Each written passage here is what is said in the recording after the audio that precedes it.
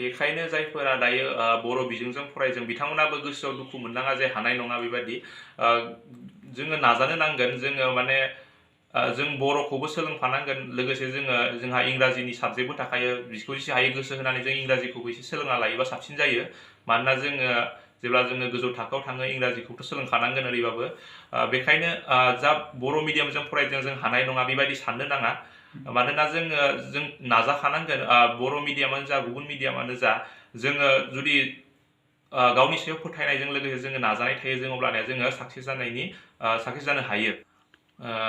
आंनि फरायनायाव थुलुंगा होनो थाखाय आंनि आफा आइमोना गोबां मदद खालामदों जेब्ला आङो 2 दाननि थाखाय आङो आंनि बै कलेजनिफ्रायनो क्रेश कर्स जादोंमोन निटनि थाखाय बेखौ 2 दान कमप्लिट खालामनानै आङो फाइनाल जा निट एग्जाम बेनि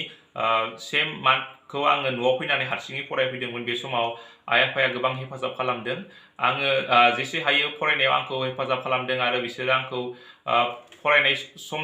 खबर लाबाय थादों बोरै फरायनांगौ बायदिसिना बाथ्राफोरखौ बुंनानै होदों जे बोरै माबायदि आइडिया जों मा खालामनांगौ बेफोरखौ आंनो गासैखौबो फोरोंनानै होदोंमोन जाय फरायसालियाव आङो माने जाय हायार सेकेन्डारि आनजादखौ जायनिफ्राय उनथ्रिना फैदों बे जा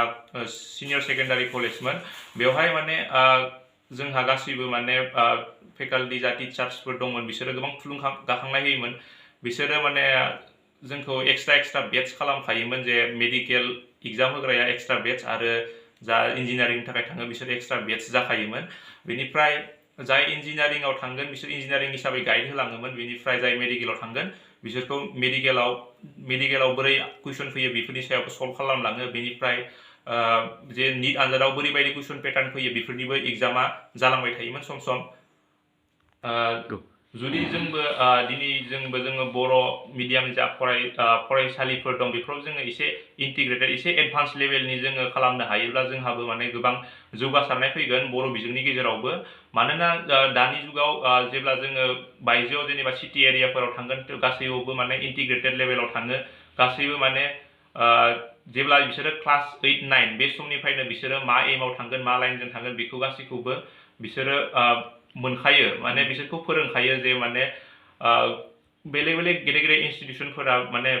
माबोरै फरायनांगौ बेखौ थाखो 8-9 बे समनिफ्रायनो कचिं बायदिसिनानि हेफाजाबजों बिसोरखौ माने इन्टिग्रेटेड लेभेलजों माने फोरोंलांखायो जुदि जोंबो बेबायदिनो माने बर' फरायसालिफोराव बर' बिजोंनि जा फरायसालिफोर दं बेफोरबो जुदि एसे माने बेफोरनि सायाव एसे राहा लानानै बेखौबो जौगाहोनो हायोब्ला जोंनि बिजोङाबो मोनसे समाव गोजौ थाखोआव मोनहैगोन